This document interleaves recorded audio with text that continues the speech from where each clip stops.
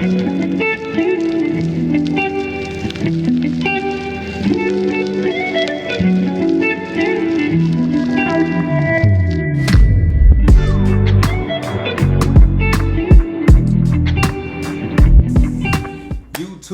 what it do-ski? We are back with yet another video for y'all. Yes, we are back again. And babe, tell them what we're talking about today.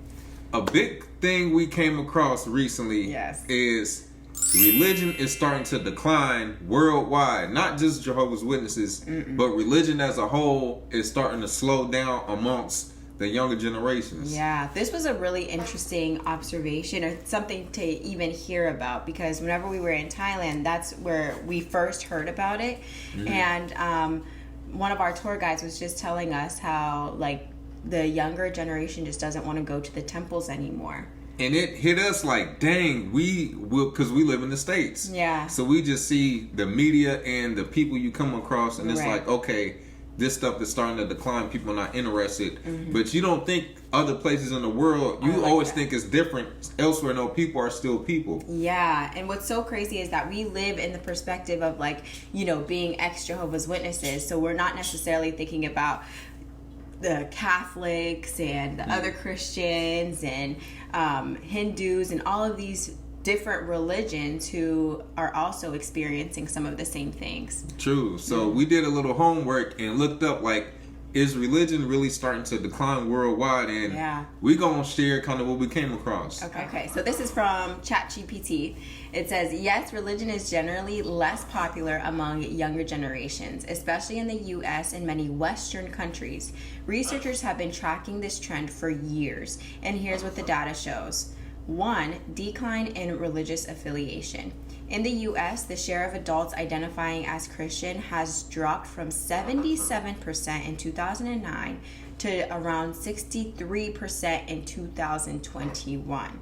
The group called the Nones, which are the atheists, agnostic, or nothing in particular, has grown to about 30% of U.S. adults, which is much higher among people under 30. That is wild. And you got to think, this is before COVID. Yeah. Or before the effects of COVID. Right. Yeah, because a lot of people, 2020 is when people start to sit down and have time to think and read. Yes. And the following years, like, snowball. And it also happened a lot in 2021. Yep. I think 2021, 2022, that whole COVID era where people were stuck in the house on lockdown, all these things. True. People were they woke up from a lot of things. So religion, I guess, is nothing special in regards to that. People didn't want to have a 9-to-5 anymore. You know what I mean? It's just, you realize a lot of the programming going on. And so I always hear about, like, there's like a grand awakening, like worldwide. Like, a lot of the people around there, and especially the younger people,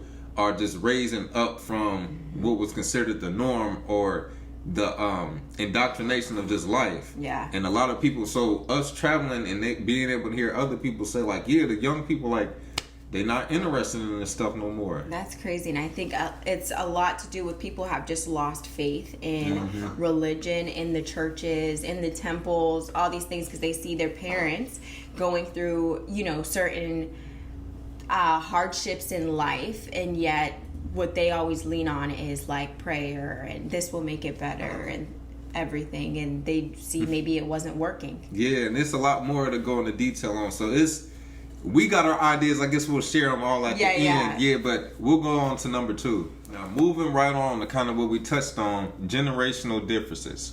Baby boomers and older most identify with a religion and attend services more often. Gen X, some decline in religious commitment, but still more religious than younger groups. Millennials and Gen Z, around 40 to 50% say they have no religion. Lower church attendance, less prayer, but some interest in spirituality outside of organized religion, like meditation, astrology, or personal growth practices. Oh my God. 40 to 50% But you know what? millennials It and makes Gen so Z. much sense. Yeah. It really does, because I think about the generation of like the baby boomers and Gen X. They were extremely strict parents. You know what I mean? And they like millennial parents have a different parenting style. While some of them are kind of traditional and strict, a lot of them are not as traditional. No. And many of them have also experienced a lot of hardships, even growing up in the church. And this is outside of just Jehovah's Witnesses, but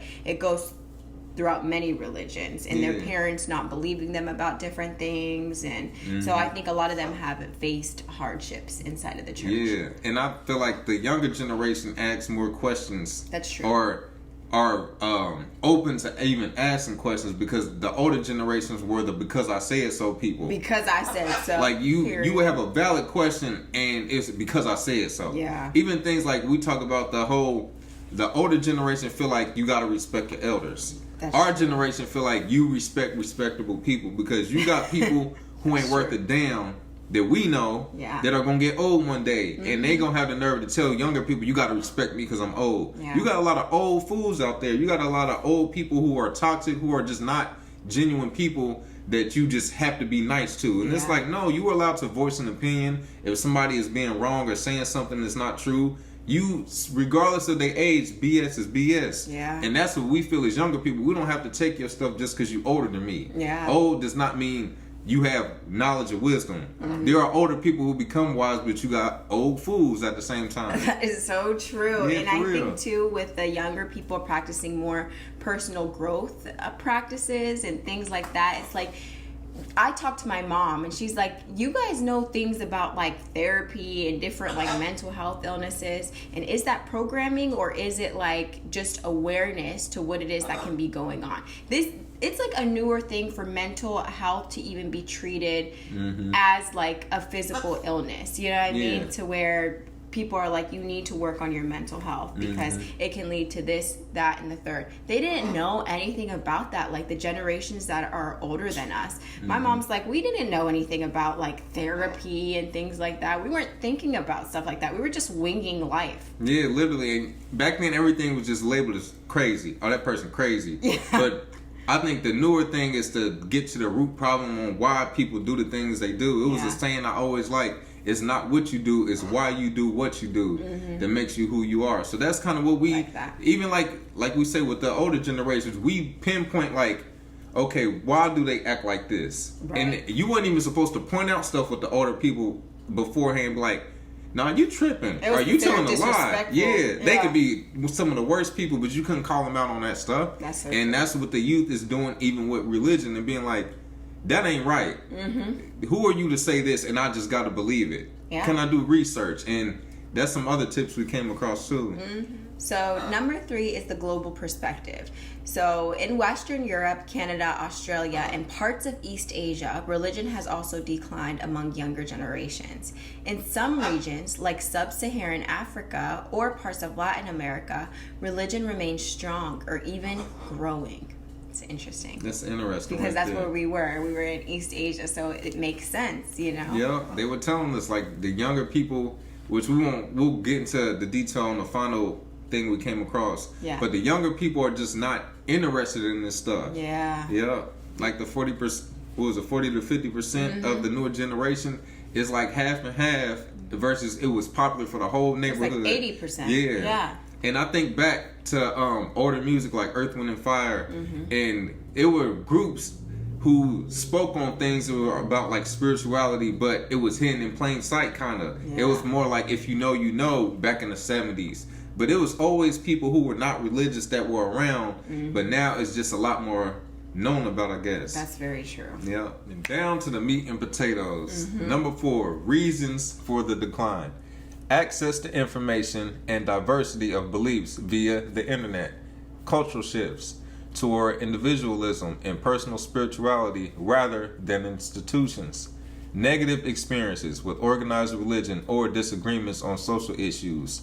Scientific worldview and secular education. This is so interesting. And you know what I just can't help but think about? What's is that? The book that you read that was talking about like the feminine energy kind of starting to Black Root Science. Yeah, Black Root Science.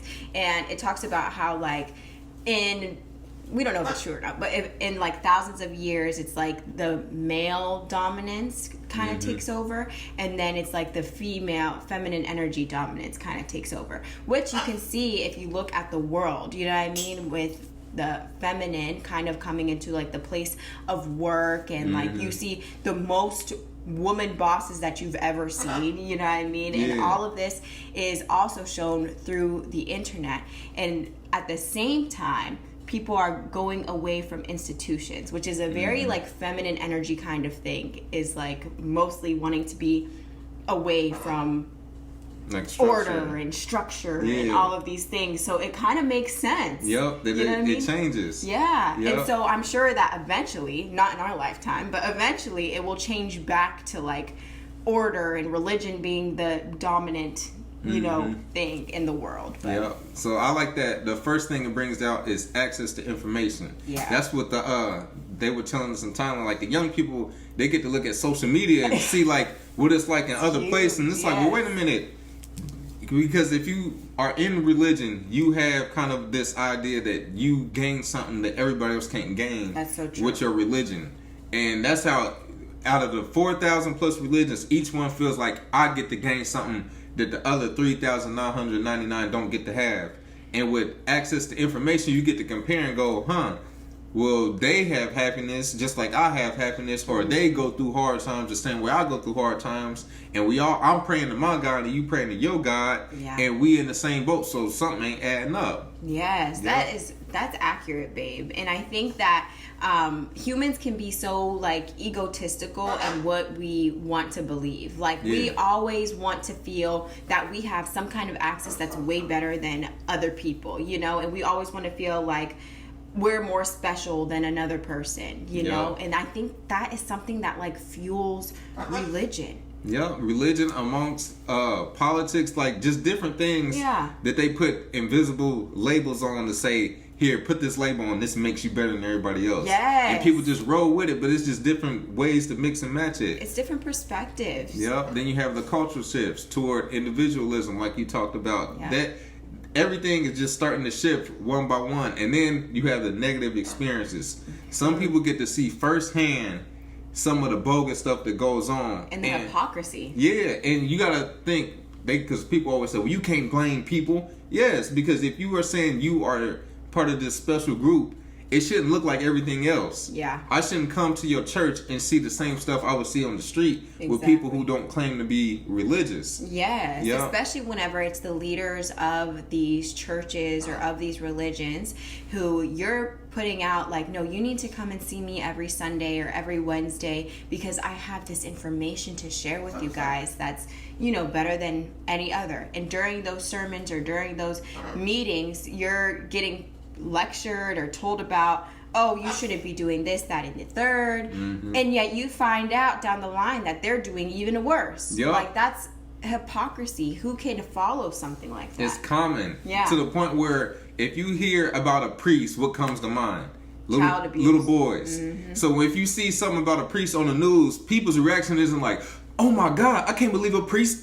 No, it's just like another one. Again. Literally. Like this is not a surprise because this is common stuff that goes on inside these religions. And what's sick is that people will literally say, like, if you don't have a religion or something like that, then do you have morality? Do the people who have religion have morality? Exactly. You know what I mean? Like you find both inside of religion or outside of religion. You'll see both. It doesn't make a difference. It does not. It's up to people. It's up, and your individual like morality and how you feel and think and your integrity. I think that's what matters. That's true. So many people say like, well, people look at people who ain't religious. I'm one of them. I'm not religious and I don't bother nobody. I still have morals. Exactly. That's it. But I can point out a person who is religious that's a dangerous person. Yes. Yeah. We just had this debate kind of yesterday at work because we were saying what's more important like in a nurse. You know what I mean? Is it more important for a nurse to have empathy or integrity? And I said it's more important for a nurse to have integrity because for me, if I'm too empathetic, it clouds my judgment. You know what I mean? Like if I'm too just my emotions are taking over, you know what I mean? Now I can't critically think of what is going on with this patient. Yeah. So to me, I would prefer to have a nurse that has integrity with maybe like more integrity and a touch of empathy. You know what I mean? Because I know that at least they have so much integrity with themselves that they are going to do everything that they can to save my life or to solve this problem. Their emotions are not going to get in the way and cloud their judgment. That's how it has to be. You have to have a balance. I think but you can't too. be so much in the because emotion is how I feel. Yes. That's not what it is. It's how I feel. Yes. And I think some people can be led by their emotion and led to the right, the right way. But I think if you're just to pick out, I'd rather have somebody who has high integrity, like a nurse. Finishing off, we came across a graph. So we'll pull it up. And it's a religious affiliation versus no religion by generations. And as you can see at the bottom, you have the generations. And at the left side, you have the percentage of religion. So look at the beginning of the silent generation. 80%, a little bit over 80%, about 85. And as it gets to the boomers, it's about 76, somewhere in there. Gen X is about 68, somewhere in there. Yep. Millennials. That's a big drop. You see From that drop? Gen X to millennials is a huge drop. That's a big drop. And then you have to Gen Z. It's to the point. Gen Z is down to 40%. Yup. So something happened, especially I think between the 60s and the 80s. That was like your civil rights era. That was following hippie movement. The hippie movement. Then you have the war on drugs. Stuff like that made people realize this ain't right. Something ain't right. Yeah. Because a lot of people at that time were coming out of segregation and doing right and still being punished, in mass incarceration going through the roof, and seeing firsthand how corrupt the government and stuff is. And it's like people got different beliefs and it doesn't make a difference. No, I think that's true. So what do you in the grand scheme of things, do you think that this is a good thing or a bad thing? How do you feel about this?